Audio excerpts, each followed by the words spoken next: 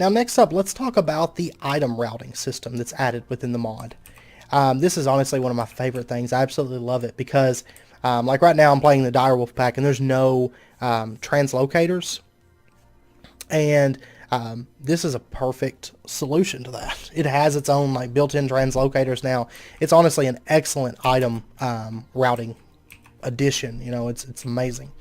So let's say we have a chest over here and we have a chest over here, and we want to connect these two together and have this one input to that one. So what we're going to do is we're going to use an input routing node. And by the way, these are crafted in the Hellfire Forge. They require a bit of wheel. I'm not going to get too much into the crafting recipes because you guys know how to use JEI by now, I'm sure.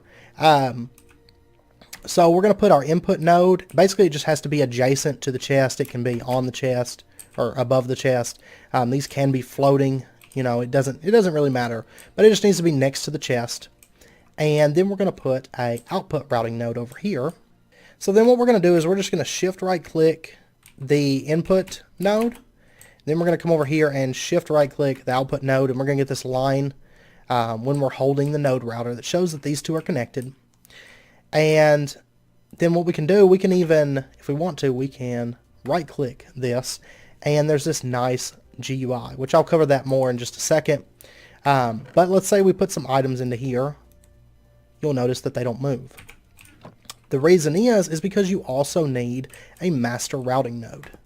And this can be connected anywhere within the network. It could be like way over here at a dead end. You could have relays running it, you know, a mile away, and it would still work. That's fine.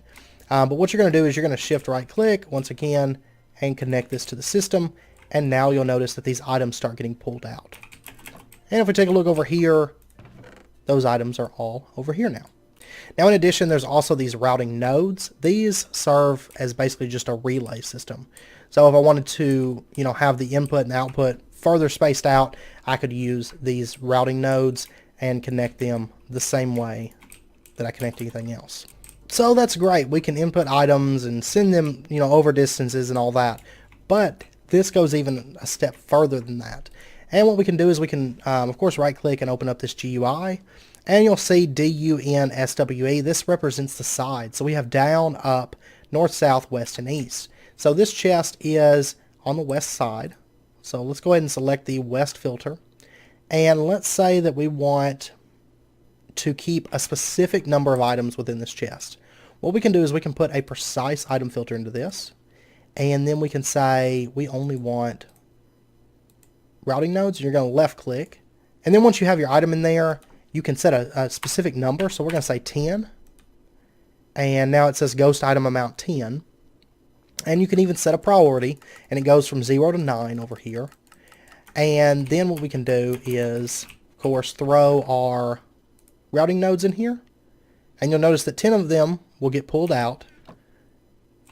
And they'll go into this chest, but no more. So if we pull out, say, 5 of these, it's going to fill back up to 10. And in addition, if we were to say throw output routing nodes, they're not going to go anywhere because this is filtered so that only the routing nodes can go in and not the output routing nodes.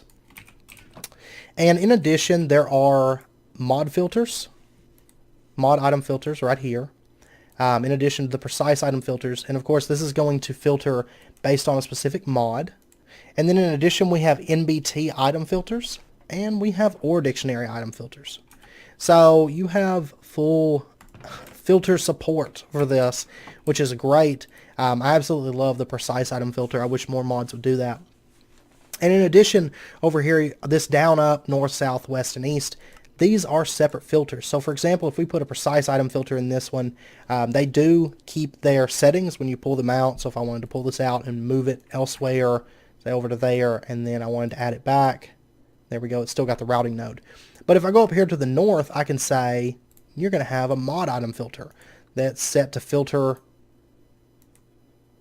these, and it's going to match everything from the same mod on the north side. So for example, if I put a chest down right here, so we've got our chest there, and what I've done is I've set up a thing here. The precise item filter has a priority of 0, which in this mod, the lower the priority, that means items are going to go there first. So we have the routing nodes in here and some mod item filters in here set to keep 10 of them in stock. And then on the north side, we have mod item filters, or a mod item filter set up. And basically, I've threw a mod item filter in there, but that's because it's from Blood Magic. So all Blood Magic mod items are going to go into this chest. And you'll notice that this is a priority of 2. So this one, the precise item filter is going to take precedence. So now if we come over here and we throw in, say, all of this stuff, and we take a look, this now has 10 mod item filters and routing nodes. And then this is getting all the leftovers, you know, that are in there. And this chest, if I pull all this stuff out of here, you'll notice that this chest is not going to get pulled out because it's not from the mod Blood Magic, so it does not go into that chest. And that's pretty much how the item routing system works within Blood Magic. Like I said, there, in addition to the mod filter and the precise filter, there's also the NBT and the ore dictionary. So of course, ore dictionary, you could have multiple types of silver go into this place. And then, of course, NBT is for things like enchanted books and whatnot. So, but anyway, that's pretty much how the item routing system works. Alright, so next up we have the Ritual Tinkerer. Now I know this, if you shift right click looking at the sky, there's a few different options here. There's information. So like for example, if we come over here, you'll notice that this ritual is undocumented. There's a lot of rituals I've noticed that are undocumented at the moment, so it's still a work in progress. Also, the set will consumed. I'm assuming that in the future certain rituals are going to require demon wheel, so maybe we'll be able to set the different types of wheel or the amount of wheel that this can consume to change the effects, but at the moment it doesn't seem to really do anything. But what is nice is the define area. So for example, if I set this to the Ritual of the Full Spring and I activate this, you know, it places that water on top. However, if I was to come out here and say this area right here, if I wanted water to be spawned in this area instead of above that, what I can do is I can shift right click the Master Ritual Stone and then shift right click this block and then this block. And so it's going to use this range. Basically, this box is going to be the box where stuff takes effect. So, if I now remove that water that's on top of it, and I remove these stone blocks, you'll notice that it's filling that area up with water. And if I, say, selected this and came out here, it'll say the block range given is too far, it needs to be within a vertical range of 3 blocks and a horizontal range of 3 blocks. So it depends on the ritual as far as where you can place it. I've noticed certain rituals like ones that give regen and stuff, you can set them a little bit farther and whatnot than, say, the water ritual. So each ritual, you're just going to have to check and see the range on it as to how far you can move it. Certain rituals, they can't be moved, so you just kind of have to check it on a per ritual basis. And now the other set of armor that we have is the Sentient Armor. Now you'll notice it here, but it's not craftable. What it is, you need to craft the Sentient Armor gem. So if we go into third person and just right click the Sentient Armor gem, you'll notice that it changes my armor. And depending on the type of wheel that you have, probably because I have this, depending on the type of wheel that you have, it will change the actual look of the armor and the effect of the armor. Now, I will say I don't believe corrosive actually has any effect just yet. But let's say, for example, that we take destructive and we throw it on. You'll notice that when we're wearing this, we get minus 16% attack speed and plus 25% attack damage. And one strange thing I found out just now when I was playing with this, if you have the armor on and you unequip it, you can re-equip the armor and duplicate it. And I guess you could maybe give it to somebody. For example, if I get rid of my Tartaric gem, I can still throw on the armor and still get all the defense and everything of it without having any wheel in the inventory. So I don't know if that's intended, but you could always use it to put the armor onto mannequins. But like I said, all of these have different appearances. So for example, that is the steadfast, and it gives you knockback resistance, and so on. Now you will want to have wheel. Generally, I don't know about with that being able to unequip it. I don't know how that would work out. But this armor, when it takes damage, instead of doing damage to you, it will drain some of your wheel. So next up, let's get into wheel and wheel types and the different effects of having different wheel and larger amounts of wheel in your inventory. So for example, if I have a sentient sword here, it's 4 attack speed, 1 attack damage. However, if I grab, say, a Grand Tartaric Gem, and I right-click the sword, it's going to update it and say, hey, you've got a lot of wheel in your inventory. So now, the more wheel that you have, the stronger the sword gets. So we have 1.6 attack speed and 10 attack damage now on the sentient sword. And in addition, the higher wheel that you have in your inventory, whenever you kill mobs with it, you're going to harvest more wheel per kill than if your sword or if your inventory contained less wheel. Also, keep in mind that this sword can only be tied to 1 Tartaric Gem. So if I grab, say, 2 more Grand Tartarics, right-clicked, it's not going to increase the attack speed or the attack damage at all. That's because it can only be tied to one of these, so you can't just have like a weapon that does just ridiculous OP attack damage and attack speed. It doesn't work that way. Now, in addition, if you have different types of wheel in your inventory, so say, for example, I have corrosive and a right-click, you'll notice that the sword turns green, and if I spawn a spider here and hit him, you'll notice that he becomes poisoned and starts taking damage. Each of these is going to have a different effect. So, for example, destructive, if we apply it to that, and we spawn a spider, you'll notice that it just does a lot more damage, and so on. And then in addition, the bow also works in the same manner, and so does like the mining pick and stuff. You're going to have different effects depending on the type of wheel that's present in your inventory. So how do you get these other types of wheel? Because generally, all we've seen so far is how to get raw wheel. We haven't seen a way to get corrosive and destructive and steadfast. So that's another new mechanic. You're going to need to get yourself some demon crystallizers and crucibles. You can also make a pylon if you so desire. These are going to require a decent amount of wheel.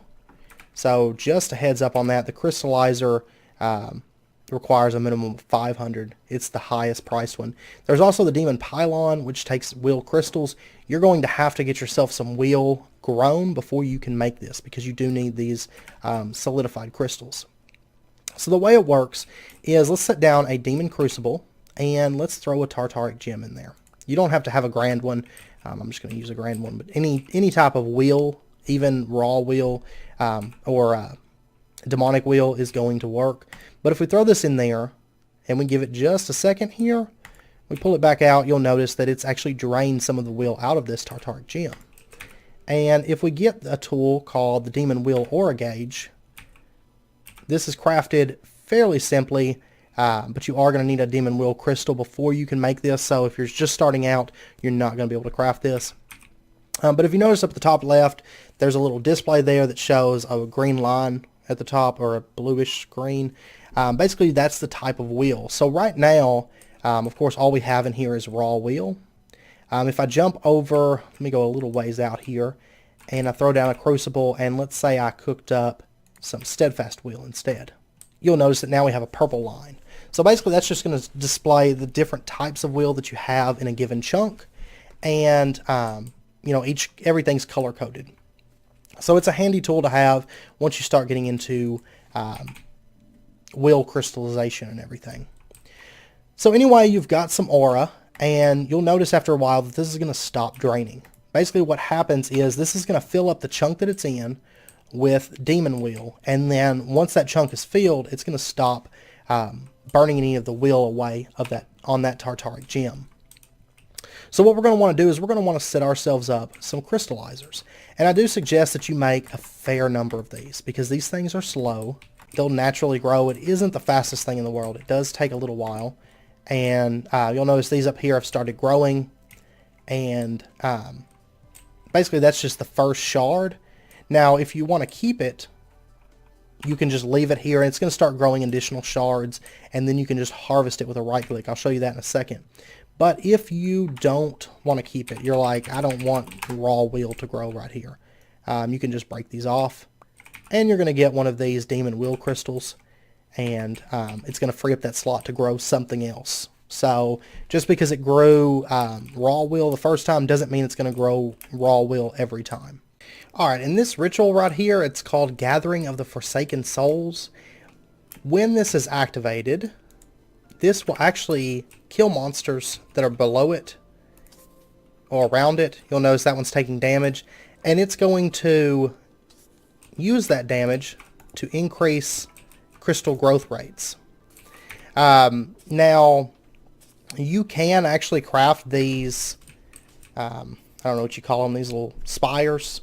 You can actually craft them if you've already been growing some crystals. They are going to take quite a bit of will, but say you have 4 demon will crystals, you can make one of these spires, and the same for corrosive, and so on.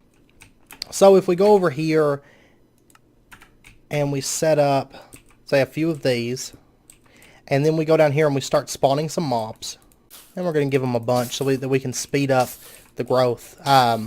This is probably the best way to grow your crystals as far as like a good rate, because otherwise these have been sitting there for about 10 minutes and haven't done anything past the first growth stage. The first growth stage is fastest, and then after that it does take a little while. But we're going to give this just a minute. I'm going to keep spawning these guys. I'm also going to throw in some zombies, because the more variety that you have, it seems to work a bit better. And by the way, you can plant these just directly onto the ritual itself, just like so. They don't have to be on the crystallizers. This is probably one of the better ways, I think, to do it, just so it looks better. And you can, of course, fill this in if you so desire, and create like a flat floor with it, or, you know, just whatever. Okay, I can only assume that this isn't working correctly at the moment. Maybe this pack or something. But generally what should happen is, I mean, you could say I've sacrificed a ton of guys, spiders and zombies and creepers. But generally what should happen is that should act as like a growth reagent, I guess you would say, and it will speed up the growth of these crystals. I haven't got a single one to grow a second spire. But anyway, even if you get the spires, or if you have to break these crystals, basically what you're going to end up getting is some of these wheel crystals. They're going to be solidified wheel. And then what you can do, they can actually craft some nice blocks. There's a lot of really nice decorative blocks. I'm not going to go over all of those. You can see them here in JEI. But you can craft these together with your Tartaric gems to change the type of gem that it is. So you can get your Grand Tartaric or whatever. And then you can add will into that. If I was to get, say, a Grand Tartaric gem and add some Vengeful essence to it, I now have a Grand Tartaric gem that is Vengeful. And once you get your Grand Tartaric gem, then of course you can go around and you can kill mobs and whatnot, and build up the will that's in that. And if you were to, say, cook up Vengeful Will Crystals, because by the way, in this Demonic Crucible, you can just throw your crystals into this if you want. And you'll notice up there, the Demon Will Aura Gauge, it's now turned red. And that's because I've thrown some of these crystals into there. And then lastly, there's the Demon Pylon. And if you were to say, like, this chunk has a bunch of will in it. If we come over to this chunk, you'll notice that there is no will here. If we were to set up the Demon Pylon, it's basically going to pull will from the chunks next to it. And so that way you can have, say, your crucible in one area or whatever, and you can have your crystallizers in another, just using that pylon. And like I said, I'm not going to go over every single ritual that's added and every single sigil that's added, stuff like that. There is, like, the transposition sigil. You can move blocks with this, and you know, there's a few different ones here. But I just mainly wanted to cover the main mechanics and a couple of the new items and stuff that are added. Because there were a number of new mechanics that were added with this mod. So whenever I jumped on Blood Magic 2 for the first time, I was just like, what? What's going on? So main things are the demonic wheel, and of course the item routing and the crystal growth and all of that stuff, which I do believe over time we're going to see more. Oh, there we go. These now have new spires finally. These still don't have any, but that's fine. So, for example, like right now, if I go to survival mode, I can just go up and I can right-click these. That's kind of weird. The graphics aren't changing. But you'll notice that the excess demon will crystals pop off. It's really strange. That may be the problem, is these may just not be updating the graphics. Okay, no, maybe that's not it. They're just not updating whenever I harvest them for whatever reason. But anyway, that's how it works. And normally it would take a spire away and then it could regrow.